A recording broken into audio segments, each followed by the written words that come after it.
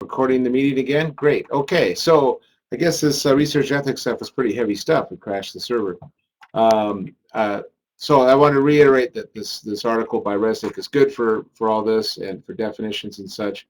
But again, the point I was trying to make is that there are other things. It says here, there are many other activities that the government does not define as misconduct, but which are still regarded by most researchers as unethical.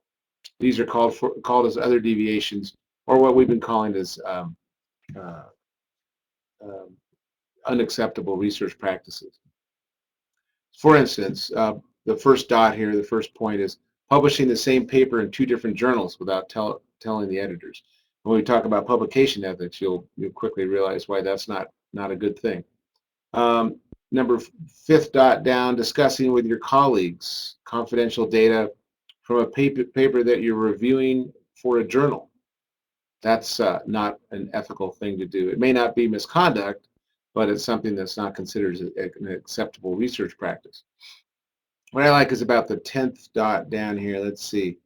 Anybody that's a graduate student? Giving the same research project to graduate students in order to see who can do it the fastest. That's not an ethical practice. It would be definitely considered a questionable research practice. So these are some examples of what, again, we're calling questionable research practices or other deviations that are not quite misconduct, but they can certainly lead to something such as research misconduct. Okay, so again, this is not a very long article. It's very succinct. It's very well written, and I recommend it to you. So we'll go back to the slides. I was going to talk about the Truth or Consequences article, but again, since Dropbox is now just up, you probably haven't had a chance to read that. It's about 6 pages and it's pretty long. It is something that we will talk about, and so do take a look at it. Okay, so let's talk about get around here. We're on the second meeting here, so we're talking about mentoring and conflicts of interest and whistleblower ethics. This is the section about what is mentoring. It's something that's quite important for graduate students. It's also very important to science and to scientists and researchers for the obvious reason is that's how you train your next generation of scientists and researchers that are out there doing good work. And for many years, for much of the time of science, it's been more of word of mouth, more of a system of hierarchical system where you learn from the master, that kind of thing. I actually want to get this picture off because it was a great movie, but this bothers me. So, what are we talking about with mentoring and mentors? As this list here shows, it says they can be lifelong advocates or lifelong adversaries. What could happen there? Anybody have an idea about a lifelong adversary? You can type in a thought. We'll come up with some poll questions here in a minute, but anybody have any adversaries or? Oh, I got a bunch of people typing. Challenges ideas and verifies conclusions.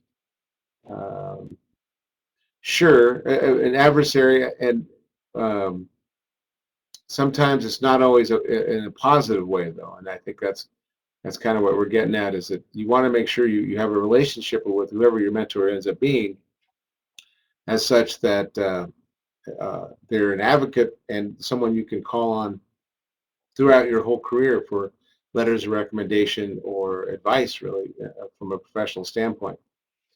The second point is they can steer you to a perfect first project, or they can start you on a career-ending path. Oh my gosh, this sounds horrible. Third dot is they can help you form good habits or bad habits. Next down is they can be very hard to leave and harder to get over. There are many kinds of mentoring strategies, and some of those include peer mentoring, dual mentoring, where you have a mentor for content and a mentor for methods, self-mentoring, and that happens from time to time. You find, in fact, there's a person in linguistics that we're talking and said that they were at the end of their PhD, they had a semester left to go, and had done it all themselves. They didn't even know you could have a mentor. And I thought, oh, how do you get through the program without having somebody at least to turn to for questions? Some of the quality measures when you want to actually select a mentor include their professorial rank, or their rank if they're associate or assistant professor, their track record with trainees. In other words, have their past students been placed in good jobs, either in industry or in academia? Their track record as far as publications and the number of grants that they've received, as well as the number of current students that they have at the moment. By the way, those students, if you don't have a mentor at the moment and you're looking to select someone, it's always good to talk to their former and or current students. Word of mouth reputation is good. Yeah, again, that's when you're talking to former students. Whether your mentor has a weekly conferences with you or with the lab, whether they participate or initiate journal clubs, that kind of thing. And that the research staff, the people that have been there for a long time, doing a lot of the tech work perhaps, are well treated. If your mentor, the person you're thinking of working with, has adequate research space and not some broom closet somewhere, you probably have an idea that they're respected and have been able to do well in the university, as well as or in the lab or in the institution, wherever you're going. And they have a positive spirit of competition. In other words, yeah, they want to publish that paper, and they want to get to that meeting and talk about their results, and they want to get out there and communicate with their colleagues. And then either evidence of collaborative opportunities or high status in the institution. So if the lab is thought of highly within the institution, that's important. I know in biology anyway, there's certain labs that the whole university is aware of, and they're very successful along many metrics. And then here's a couple of positive attributes of a mentor. So some things you should be looking for. They seem excited about their work. They're respected by their current students. They know about the field. They're known in the field. An important thing is to be able to go to meetings and conferences, and your mentor isn't off hiding in a corner by the bowl of peanuts. They're out there in the middle of it all, and interacting with his or her colleagues. Also, another positive attribute is sort of a negative behavior. Does not hold excessive grudges or have a lot of enemies. I mean, that's a good thing. Or doesn't blame research failures on other people. That's great. When you go in their office, are they organized? And do they appear fair? Those are all kind of the things that you want to find in a good mentor. And again, a good mentor is someone that is going to help you out, and we'll talk more about that here in a second. Some of the negative qualities. Not sure where I got that picture. Anyway, they're not there, either mentally or physically. They're always off doing something or unavailable for that reason. Disorganized, unreliable, insecure. Maybe they have zero tolerance of you, but perhaps they have inappropriate words or actions, things that are just not acceptable to you. Those are things that you would have zero tolerance about. I think let's pull up a poll question about positive attributes of a mentor. What do you think? What are the positive attributes of a mentor?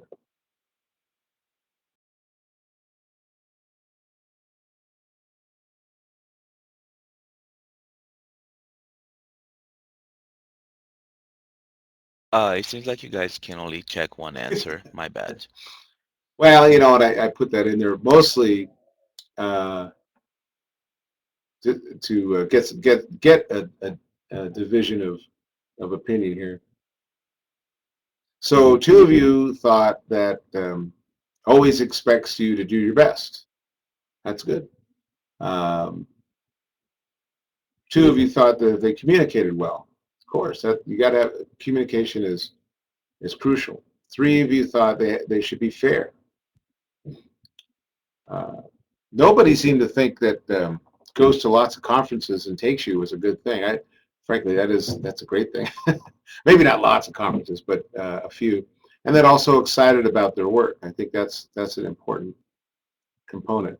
So really, um, they're all good attributes of a mentor in one sense or another. Does anybody want to comment on that or talk about their own mentor for a second?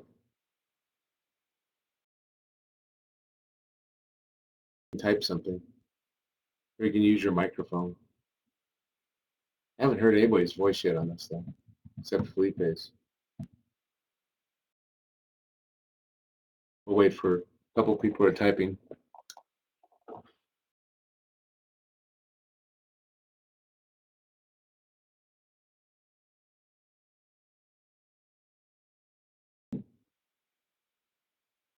Mine is always excited about his work, upbeat, positive. No microphone here, still looking for it.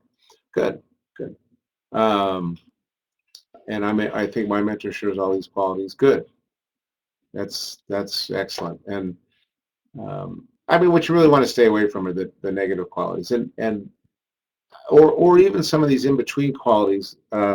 Excuse me, that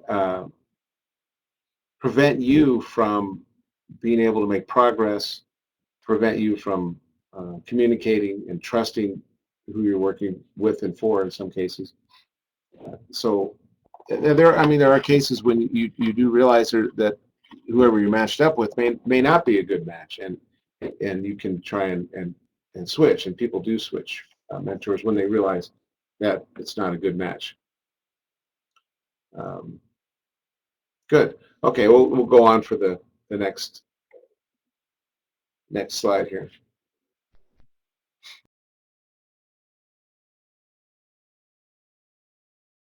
This little graphic is from University of Alaska Anchorage, 2003, and it's a little squishy for my liking in the sense of responsive adult. I'm not sure exactly what that is, or insight enhancer, but I do like some of these other terms and qualities really of a good mentor: facilitator, coach, advocate, networker, communicator, resource person, role model, guide, friend, and listener, and challenger. And that's something that really describes someone that cares about you and your progress in a research project. So effective mentoring is essential, and mentoring is a shared professional responsibility. And I sort of opened up when we talked about mentoring, mentioning this, that although mentoring alone may be insufficient, mentoring is essential to promote a positive attitude and understanding of RCR. So you learn your good habits for responsible conduct of research from your mentor, from your lab, from your colleagues, really. So it's a really important selection. And then, like I also said, is that mentoring is a shared professional responsibility. So you can't do science unless you take an active role in helping train the next generation of scientists. And it's not an option. It's something that I think we all have an obligation to do. So to recap this a little bit is that in the mentoring relationship, the mentors inform, instruct, provide examples, create a safe environment, embody trust, provide stages of independence as your roles change from a student-professor relationship to really colleagues. I did know a faculty member one time that mentioned that he didn't think he was a successful mentor until his students actually hated him at the end of 5 years. And so he figured that was a really good motivator to to have them get out and get placed in good jobs, because I'll show him, I'll get a better job than he thinks I can get. And that wasn't the healthiest thing. His students did very well, but I can't imagine it was that healthy overall. But your mentor does want to help you provide opportunities, foster socialization, and conduct research that is of interest. And then don't forget, you have you have responsibilities, and as a mentee or a trainee, in the sense that you gotta want to learn to learn new things. Got to learn to learn new things, and ask questions, clarify if you don't understand, seek out opportunities, or make sure you consider opportunities that are being offered to you, or for your own, to see if that fits what you want to end up doing. Strive for independence. Identify your career goals, and that's where you can bounce ideas off whoever your mentor is, and she can probably provide you with some sort of good feedback based on her professional standing. But there's a couple of big things though. Is meet your timelines and your deadlines. That's a big thing with grant writing or proposals or for writing papers, is that if you have a deadline, strive to meet that. And that's also true for your mentor, because if you give them a paper to review that you're going to submit, they should turn it around within a reasonable amount of time, but you should also respond within a reasonable amount of time to those comments. So, and the bottom line here is take responsibility. One other thing, usually you have a committee. You have a major professor and then 3 or 4, maybe more committee members. You can seek advice from all these sources, and that's a wise choice of a committee, is to have experts in a variety of things that can all help you. So this really summarizes that the relationship between the mentor and the mentee or the trainee is simply availability and accessibility, communication, trust, and take ownership, take responsibility, and develop your independence for when it's time to get on and out and get a real job. So one little segue to all this is, when you're in a situation where things aren't going right, and this is where whistleblowing or being a complainant or a squealer or an informant comes in. If you are to witness something that is not appropriate, what do you do? And if you do blow the whistle, wonder if nobody listens. And do you really have options in seeing something in your lab or your research environment that's not right? What can you do? So let's talk about that for a few minutes. I love the hat. Sort of slanted this, taking it away from just the one-on-one relationship to sort of this big collaborative enterprise where there's big money, big science, big stakes. Does anyone know what this is a picture of?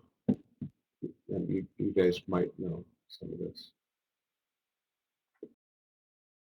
What this big gadget is. Somebody's typing. All right. It's not in this country. Big magnet of some kind. Oh, that was good. No, it's part of the collider. Particle accelerator. That's a pretty good idea.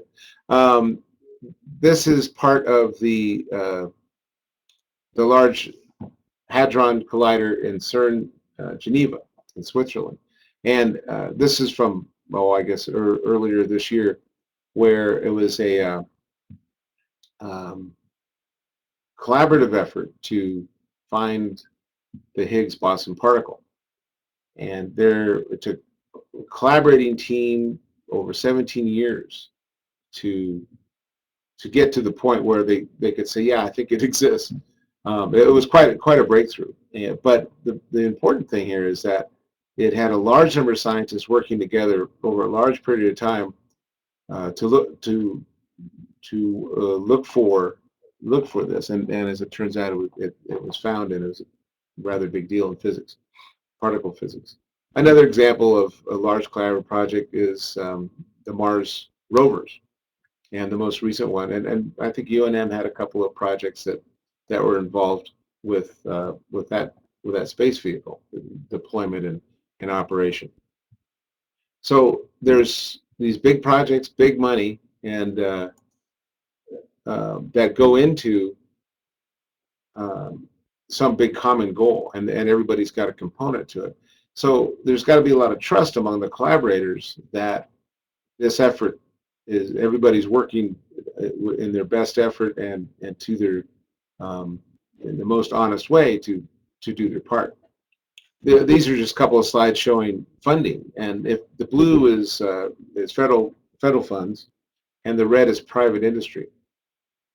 In the bottom right, bottom left one only goes from 1953 to 2007, and it's from the National Science Foundation. But the trend is similar if you take out up to 2013, in that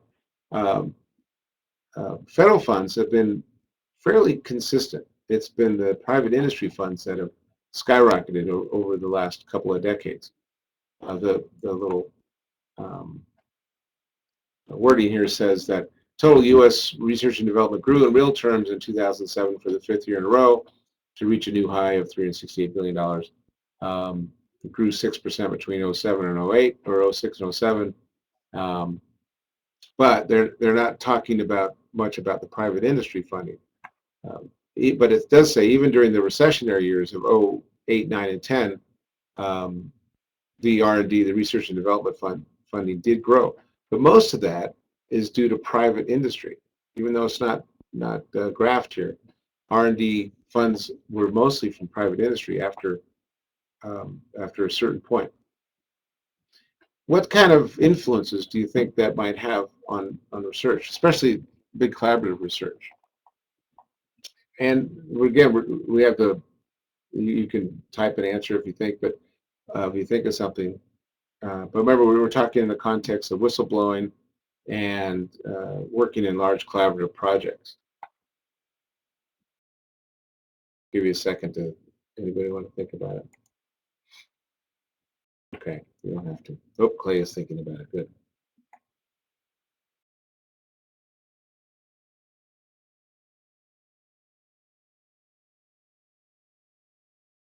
I'll give Clay another second here. Clay says private industry expects results and is self-checking to an extent. But you also, that's true. You also have to remember, if corporations are negligent if they don't make money. And so projects have to make money. The government has the positive aspect of not having to make a profit. And so they can invest in, or we can invest as a government can invest in research for research's sake, whereas industry is probably trying to look at making their investments back somehow. So by industry expecting results and self-checking, that may be true, but it also may be true that maybe with the influence of more industry, that there may be a tendency to get the science you want. I'm just throwing that out there. So when you have these collaborative groups, there's sort of three main thrusts, I guess, as to working in groups. You have the scientists who wants data. They want to generate data because that's gonna the results are going to be addressed for hypothesis testing. Then you have the promoter, someone that needs to keep their project either in the news cycle or at least in the reviewers under the reviewers' eyes to try and get funding for big projects.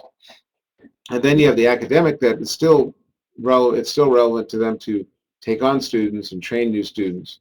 So my question is, was one of these groups more than likely to cut corners? Is there any tendency among either of these three types of people, aside the nerd that really needs to have good data, or the promoter or the mentor trainer, that is more likely to maybe cut corners, more tempted. What do you think? I like it when you type in the little chat box. Hey, nobody? Okay. Oh, Clay again. Yay, Clay. I know Michael Jordan's not going to respond, but some of the other folks sure can.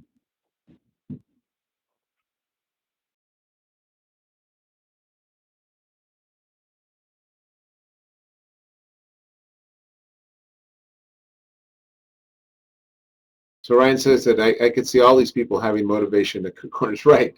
Yeah, right, exactly. The promoter, I mean, really, you want your question to be up in front and relevant and I mean, sexy in lots of ways. The scientist, maybe not so much, but then again, keep checking out those data and the academic. Well, the one thing to remember is that, and the last line kind of says this is, all these people are wrapped into one person. We all have these pressures all the time as a scientist or a researcher to promote your ideas and to get funding and to get your students and get your postdocs working on projects and to also generate data, because data are the things that are going to write the papers and grants. So we're always tempted. We may always be tempted to cut corners because we want to get it out there and get it out there first. So when you see something that's not right, what do you do? And there's this cover of Time magazine, Persons of the Year, the Whistleblowers. This is from 2002, so it's a good decade old. But there's these three women one worked for Enron, one worked for FBI, and one worked for WorldCom. So you've got private industry, government, and well, I guess private industry again. All the three were very important in raising awareness of some things that were going terribly wrong, and hence they did the right thing, but there was quite an expense to it in their personal lives and careers. But these are the there's about 6 things here that I'm going to go over that as a whistleblower you need to realize. One is necessity, another is obligation, and another is consequences. Like, I forgot I can do the draw. So I can do the pointer. Oh, there's a pointer. Okay. Oh, there's a pointer. So, right, necessity, obligation, and consequences. So, under necessity, it's because of the nature of most research environments, misconduct will only come to light if someone says it. And usually you're close to the project. Obligation, this is an important thing. Someone who has witnessed misconduct has an unmistakable obligation to act. So National Academy of Sciences put that out in 1995. And while this obligation might be met by formal reporting, this is only one of many paths that a whistleblower can make something that they observe known. And then last on this slide is consequences. Both whistleblowers and those accused of wrongdoing typically suffer. And when we talk about the truth or consequences article, that'll be very, very clear. Here, the other couple of things is that you have perspective, you ask questions, you document, and you know your role when it comes to reporting misconduct or being a whistleblower. And again, perspective, you want to avoid being inappropriate in your allegation. So you should ask questions and get some perspective on the situation. Again, questions, ask questions, then document. And this is perhaps the linchpin in all of the whole whistleblowing deal, is that you need to have documentation. So it's very clear that if someone changed something, you know what they changed it from. So if it's a manuscript or an image that was changed before the final publication that was changed inappropriately, somehow you have the early manuscript and then you have the resulting publication. That's a pretty easy, clear, defensible way to make a claim. And again, know your role. If you're the observer, you're the whistleblower, you're not the cop. You're the person that reported that. and you leave it up to the policymakers or the people that follow the procedures to go ahead and follow through it. If it's at UNM, there's a research misconduct policy. There's a committee that's appointed to investigate and report to the vice president for research, and then the outcomes are made from there. That's not your role. Let's use this case of Mark Hauser a little bit. Anybody aware of this little monkey or know about this case with Mark Hauser?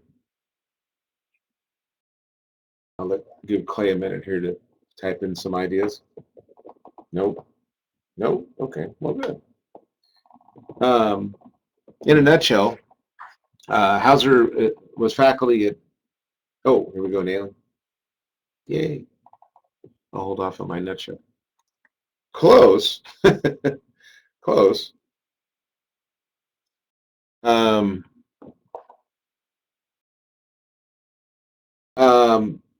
He was or is, I guess, a behavioral ecologist, or anthropologist, psychologist that worked at Harvard and was involved in whether other species had any instance of self-awareness.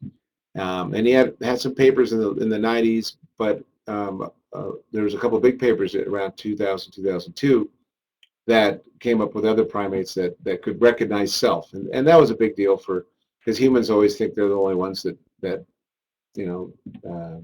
I guess have a soul and can understand what their own identity from other animals in the species identity. Well, he was able to show that other species had that, not the soul so much, but anyway. Well, it came down. There's a really very nicely detailed. It's about 12 fine print, 12 pages of fine print in The Nation that was just put out about 6 months or a year ago about Mark Hauser and the case. And what they were able to do was read through lab notes and also get testimony from the folks in the lab, the graduate students and the postdocs. And the way the procedures went was the primates of different species would be offered a choice, a behavior to conduct, and it'd be filmed, and then these films would be ranked and graded in according to certain criteria. So one person would do the filming, another person would do the grading of the recordings, and then there was a double-blind recording. So another graduate student would go through and rank and rate these recordings, and they'd compare the notes, and then that would be the result. Sort of a double-blind check. And well, apparently there was a number of tapes that only Hauser had ranked and rated, and he asked another graduate student to rank and rate them, but they didn't jive. They were different results, and he chose the result he wanted. So one of the students said, this doesn't seem right. Why don't me and this other student, we'll go do independent blind ranking of these recordings and give you the results on that. He wouldn't allow it. He got mad at them and all that. Well, sure enough, he was fabricating and falsifying information, which resulted in this. This is a partial text of the letter to the other faculty at Harvard. Dear faculty, no dean wants to see a member of the faculty found responsible for scientific misconduct, for such misconduct strikes at the core of our academic values. Thus, it is with great sadness I confirm that Professor Hauser was found solely responsible after a thorough investigation by a faculty investigating committee for 8 instances of scientific misconduct under the standards, and it's signed by the dean of the Faculty of Arts. So he was dismissed. And what's interesting is this book had been written by Mark Hauser not long before this, and I don't know if you can read the small print, but it's called Moral Minds, How Nature Designed Our Universal Sense of Right and Wrong. And as it turned out, that a lot of the conclusion. I actually haven't read the book. I should do that. But a lot of the conclusions that he came up with in here are based on fabricated information.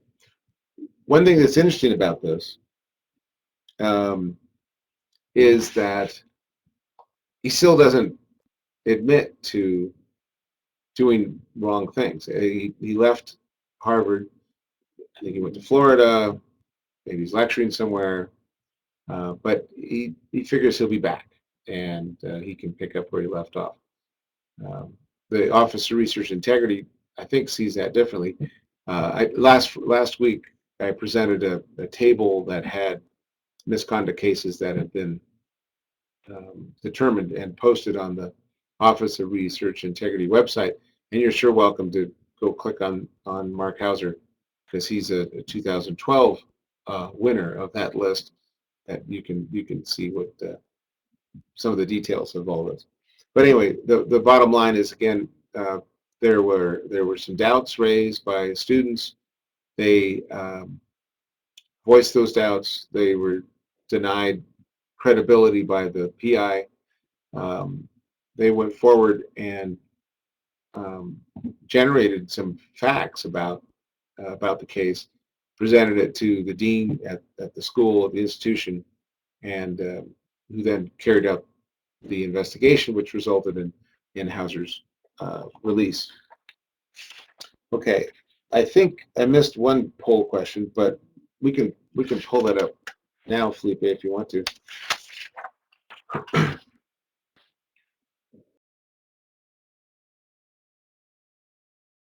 Oh, hey, I think, oh, yeah, that's the one. Okay, here you go. Here's a poll question. What are some of the things that you hope Mark Hauser learned? Oh, hey, what a good question. Or that maybe his students learned. A is keep good data. B, if it smells funny, keep asking lots of questions. I don't know if smells funny is probably the right wording having to do with, primates and cleaning primate cages out. But anyway, C is even if you are awesome, you can still screw up. Admit it and be a better researcher. D, trust the system if you have data or evidence to support your claim. And E is more than one primate has self-awareness. Yeah, I don't know. Whoa, we're flipping all around. So most of you think that keep asking questions. If you see something that, as far as this is, again, in regards to whistleblowing, that if you see something that may not seem right, then ask those questions. That was one of the first things on things to do if you suspect something. Ask questions. Keep good data. Yeah, if you have good data, it's unlikely that you'll have any issues or any problems. And if there's any questions, you got it right there, and you can pop it right up and clarify. And then even if you're awesome, I do like that. Yeah, I screwed up. Admit it, and you can be a better researcher. I think learning from your mistakes is prime. But one of the caveats in the research misconduct policy for fabrication, falsification, and plagiarism is an intention to deceive. And if it's an honest mistake and somebody says, I noticed this didn't look right, and you are open to seeing what they're talking about, then it's kind of obvious that you made an honest mistake, and it's something that can get fixed. It could be embarrassing for sure, but it's not misconduct at that point. So I think those are all important aspects. Let's go on to the next slide there.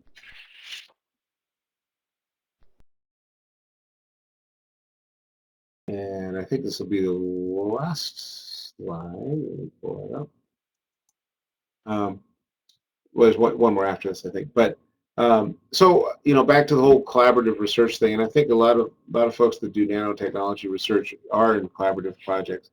Is you got to remember there is a power differential as a student, but if you really get to know who you work with a little bit, you can find how often do people express their opinion, who speaks up, who's quiet, how are differences handled. Do you feel like if you see something that isn't right, it gets addressed and then you move on. And then finally, what are the consequences? If you have lab meetings or discussions and you're really not honored or you're not listened to very well, that doesn't feel very well, and it probably doesn't lead to much openness. So um, if you can foster an environment where there is openness and collegiality and a real strong sense of quality of research, then I think you'll have a very healthy group, a healthy relationship, and you might, like in our last slideshow last week, you might feel like you can speak up, you can say something before it actually becomes a research misconduct issue, and that could be good. Okay, I think. Oh, last one is, so these are just suggestions, nice fine little tiny letters. This is from someone, how to blow the whistle and still have a career afterwards, out of Science, Engineering, Ethics. By the way, this journal, Science and Engineering Ethics over here, this is number 4 back in 1998, so it's been around a while, but it also has a lot of really great papers on RCR, on the responsible conduct of research. So this is good advice on how to still have a career after you blow the whistle. And again, we mentioned a lot of these already, but so this will be a good review, is that consider alternative explanations. You could be wrong. Ask questions, don't accuse, get the other side of the story. Be aware of any documentation that supports your concerns and know where that documentation is. Get your personal and professional problems separated. If it's an old flame, and you're having a problem with that person, maybe ask yourself, well, do I think they're not conducting themselves well because I'm still a little burned by what was going on? Because there are relationships that develop in labs and places, and they do affect judgment. Think about how the problem should be resolved. It's if you don't want to know what you want, you may not like the final outcome. I think that's good advice.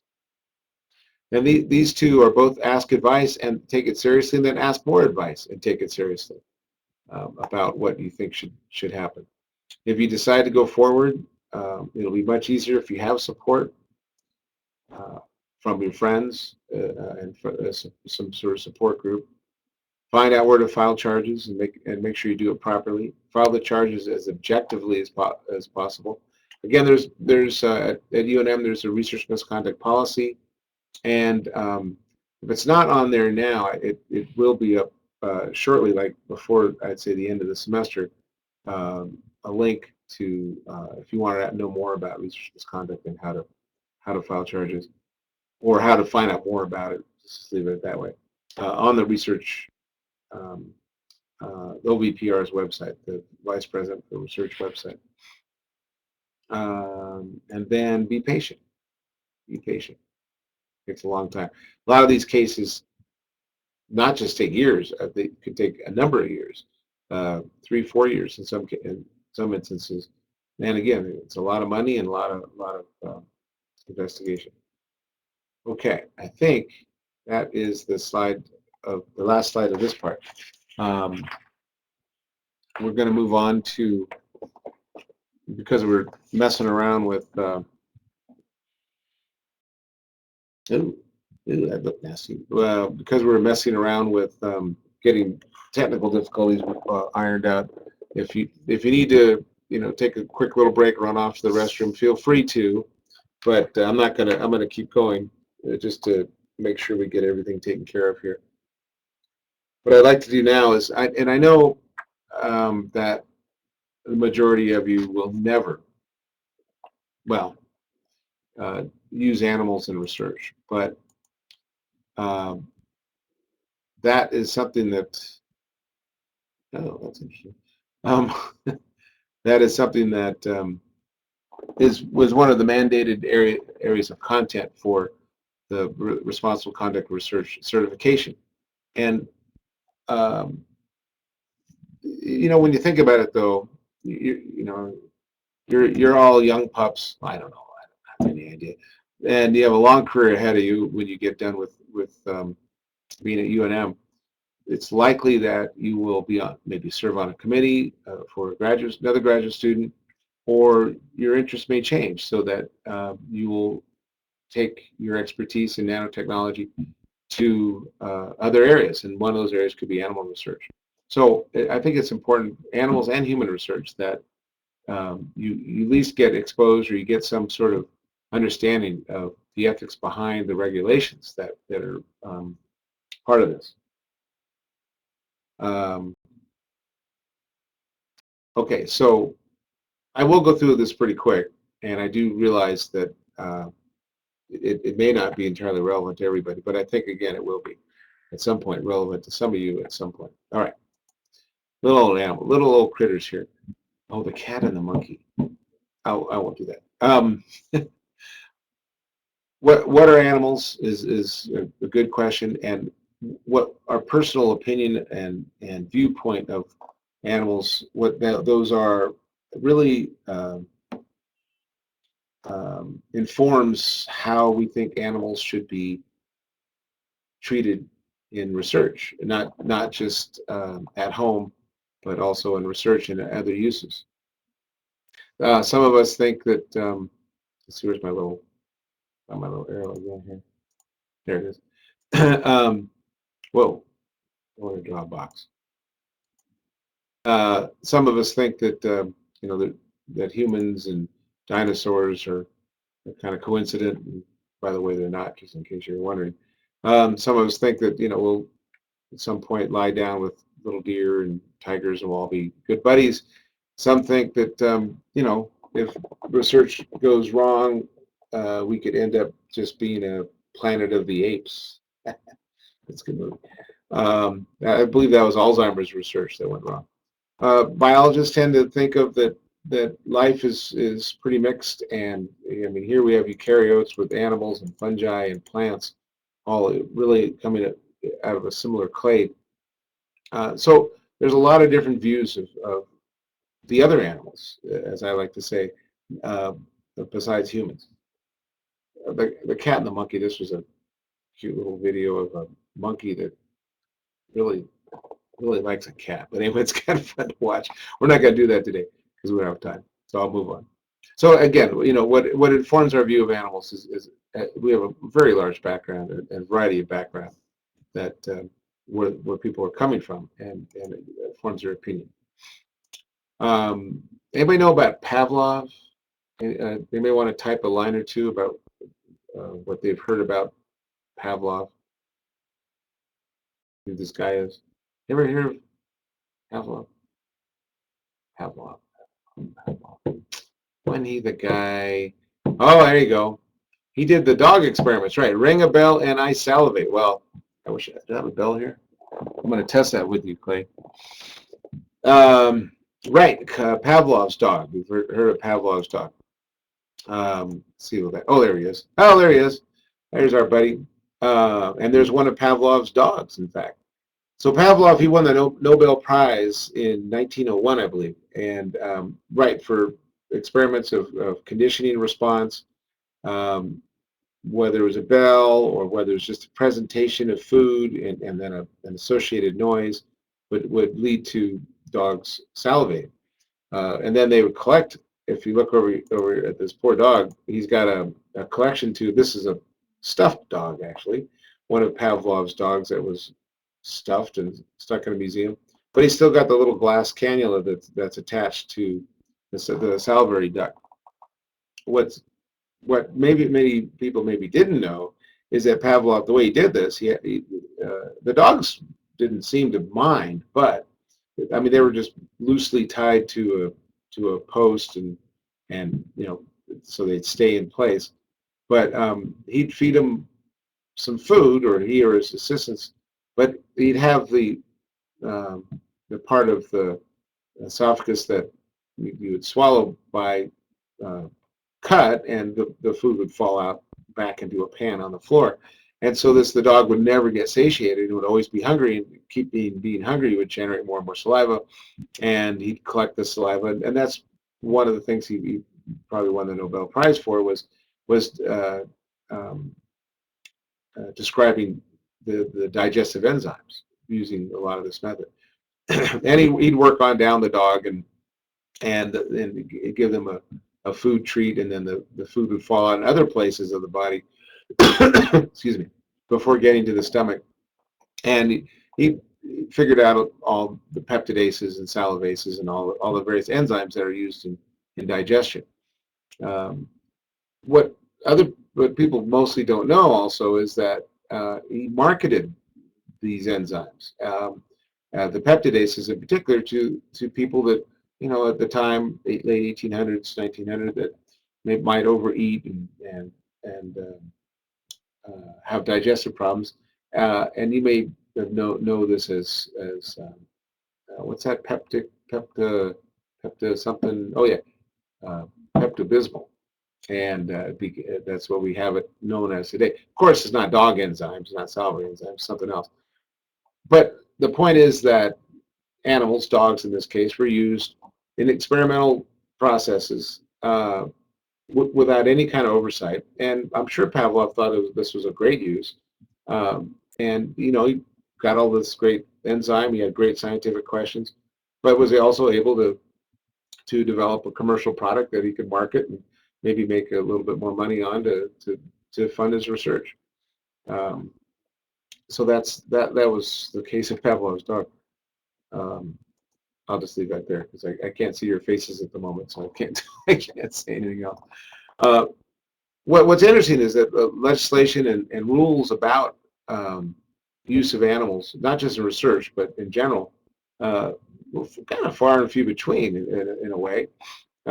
Really, in the early 1800s, the anti-cruelty law was passed in New York, and that was mostly to prevent people from, you know, her, whipping their horses and mules and where they die on the street, and have to be moved. It became a safety hazard. So there was a anti-cruelty law about that. And there was a 28-hour rule that was passed about if you're transporting animals, you must stop every 28 hours to um, give them exercise and to allow them to feed and get water. Made sense. Didn't want to lose your property in this case. But it wasn't really until the Nuremberg trials where they were examining human research protections, and that's what they became, where it said as one of the 10 rules that came out of the Nuremberg trials was, if you're going to experiment, experiment on animals first. Well, then that sort of led into a whole slew of things, and I'm going to talk about Pepper here in a second. Pepper was a Dalmatian that I think it was in Virginia, belonged to a nice couple, and Pepper ended up missing one day. And the months went by, and they ended up, the owners um, read this article in Life magazine. It actually came out in Sports Illustrated uh, that month before, but it was Life that had this big photo expose about Pepper, and that the animals, dogs in particular, routinely are picked up by intermediate traders, and then they sell them to labs, and they're used in labs for research. Uh, and the cover of the Life magazine from February 4th, 1966, that was saying that your dog is in cruel danger. Um, this Life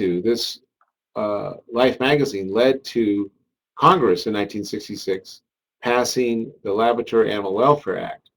And the Animal Welfare Act was updated many, many, many times, and it's now referred to as, well, there's the Animal Welfare Act, but also the resulting document is called the Guide, and show you here.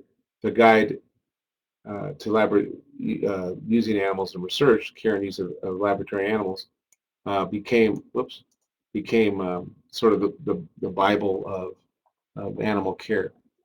So I think we have a quick poll question for you here, just to make sure you're still with us.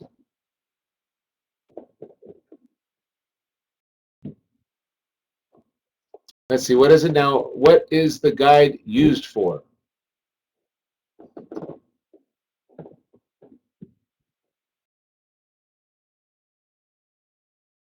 What do you think?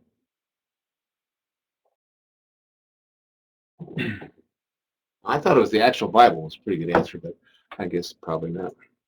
I know I'm messing around here. Provide guidance. Okay, that was too easy. See here, I got it right here. I just pulled it off my shelf. Well, there it is. Nice. There it is. While you're answering that question, I mean, it's not that big a book, and it's again based on the actual Animal Welfare Act. The Office of Lab Animal Welfare. Boy, that font looks horrible. This got translated from PowerPoint into Adobe Connect, and it really changed the font up. It's all right. It works.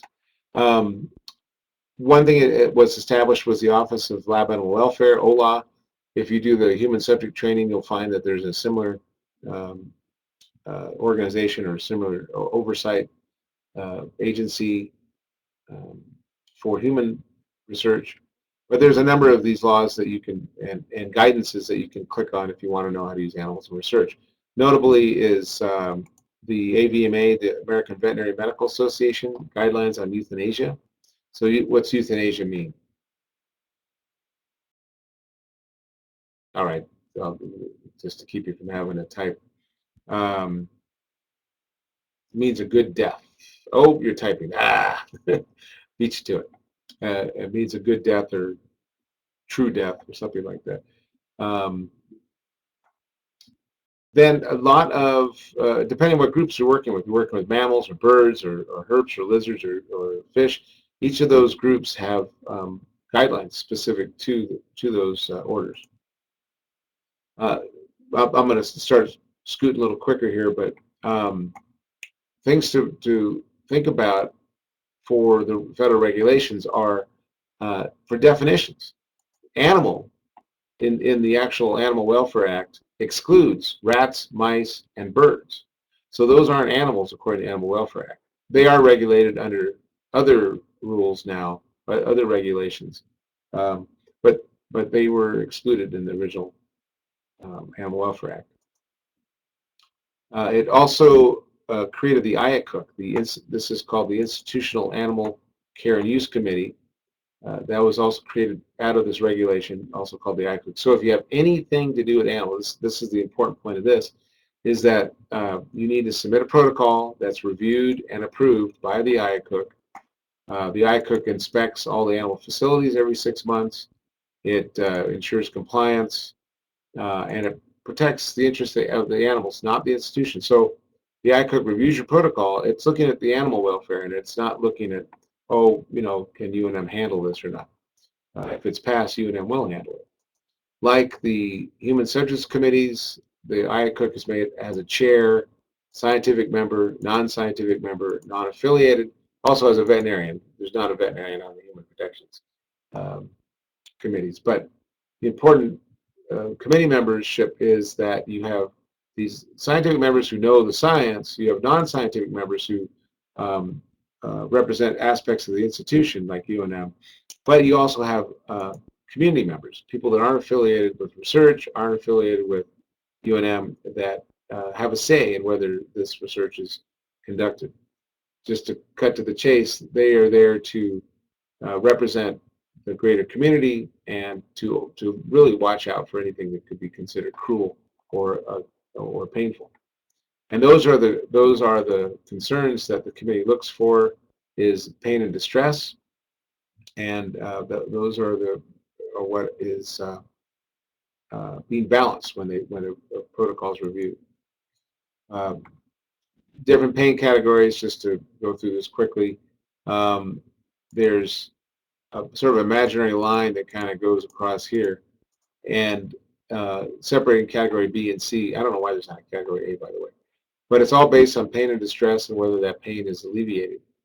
So alleviated pain is, say, a surgery, and maybe an invasive surgery where there's an anesthetic or analgesic that's applied.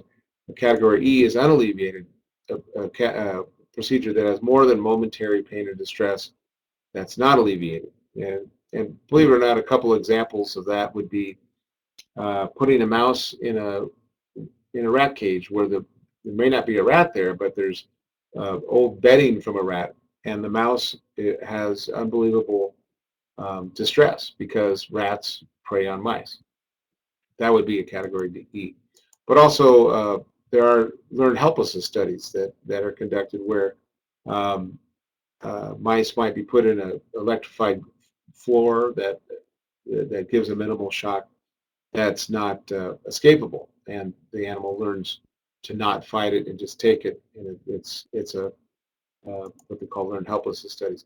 These things are unalleviated, and they put the animals through some sort of pain and distress. Um, but the important part is that they must be scientifically justified, and the committee's got to agree to it.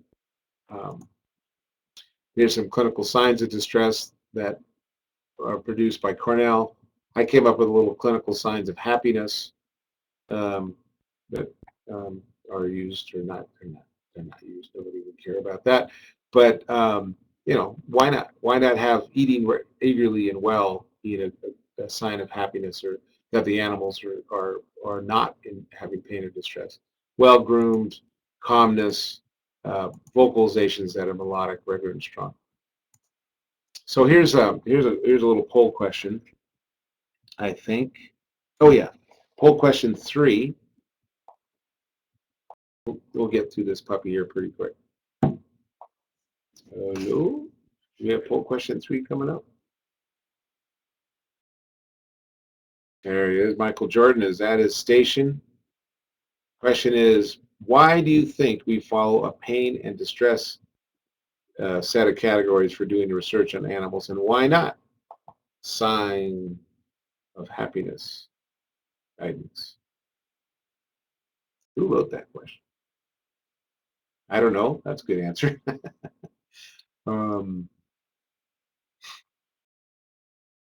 Give you another minute or two here to answer that. All right. Well, actually, the 7 of you on C are pretty good. We can only judge pain and distress, what it must feel like to us. And so if we assume it hurts us, it likely hurts animals, and we should alleviate that. That really is how the committee operates, or how they're instructed. So we don't assume B, or we don't assume A. Um, and I mean, that's all kind of up to research. So that's the only way we can judge is how it must feel like to humans. Okay, let's jump back on the slides and finish these bad boys up.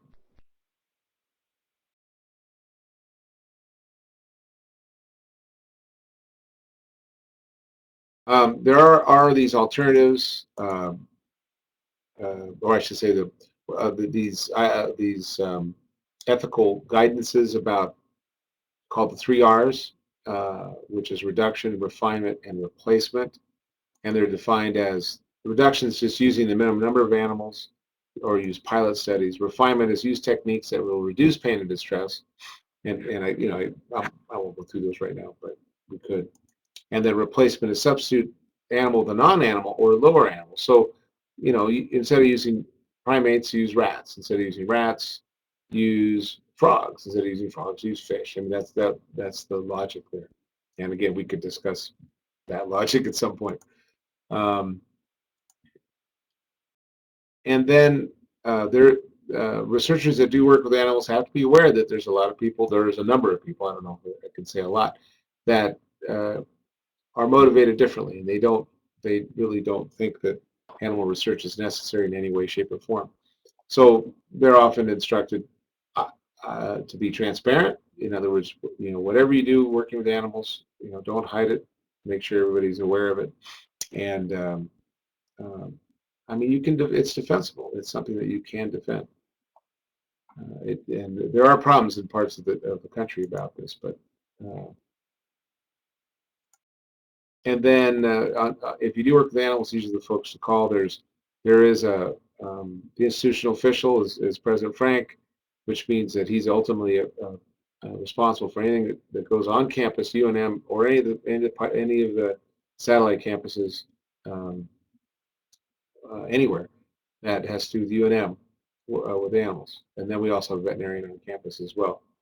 I think we had one Oh, we could do that, sure. Why don't we do that last poll question?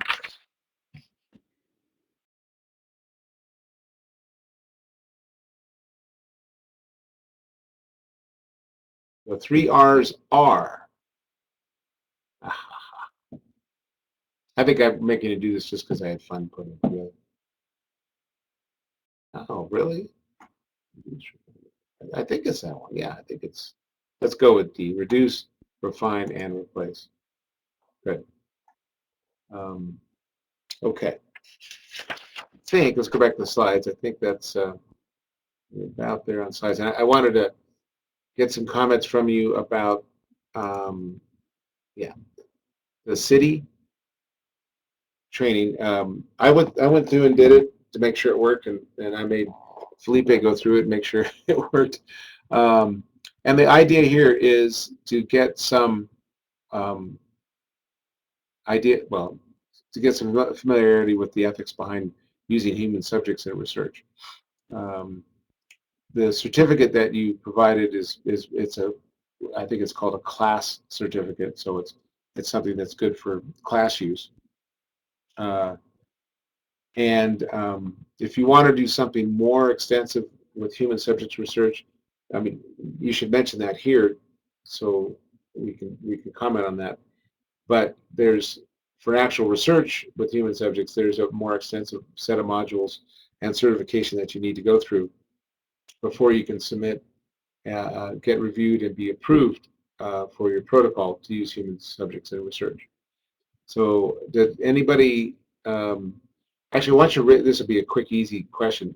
Raise your hand if you would have any intention or even any possibility of working with humans in research as human subjects. No, huh? None. Oh, come on. Think of something. Don't you want to implant some little micro something into somebody and see what it does? No? All right. Felipe, could you bring up that Frankenstein picture? I think it's on the. Oh, Ryan, you raised your hand? I'm sorry. So Ryan, you're thinking of doing something with human subjects?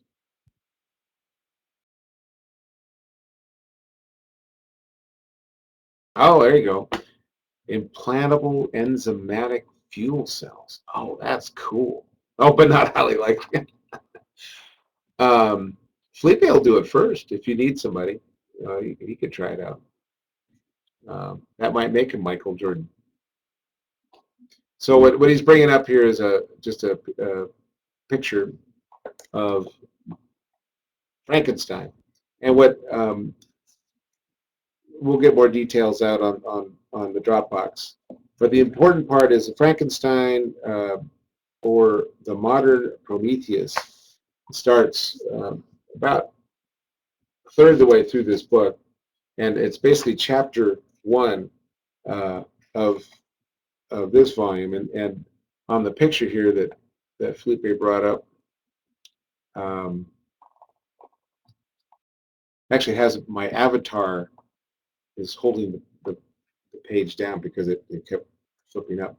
But if you look at this, you can get the this was like $2, $2.99 in the bookstore. Frankenstein, Mary Shelley, and again, you just read the volume 1. I'm sorry, read it's right here, chapter 1, and to chapter. I mean, it's kind of the main part of the book, really.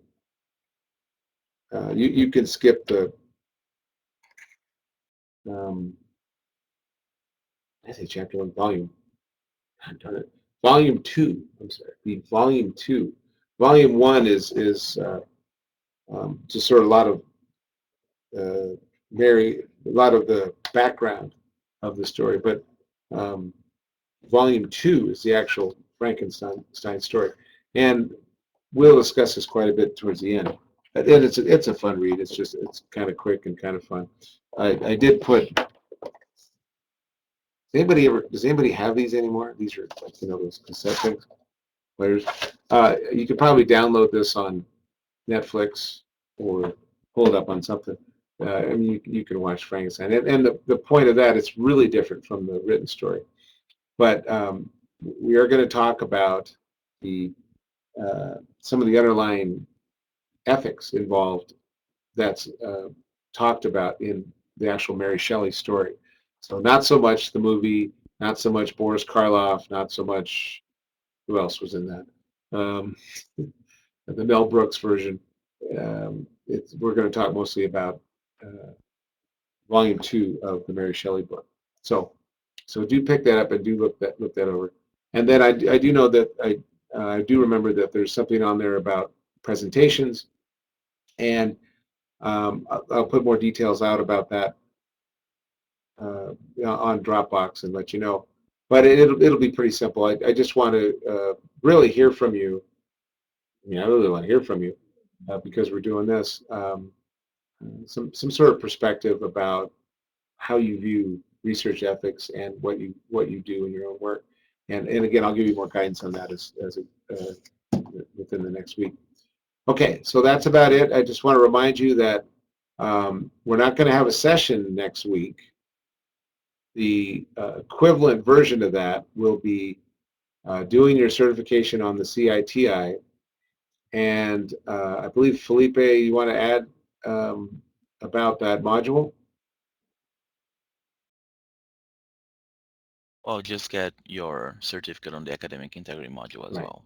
And I'm not sure that link necessarily has gone around, but we'll make sure all that gets put out on broadcast again if it's not out already.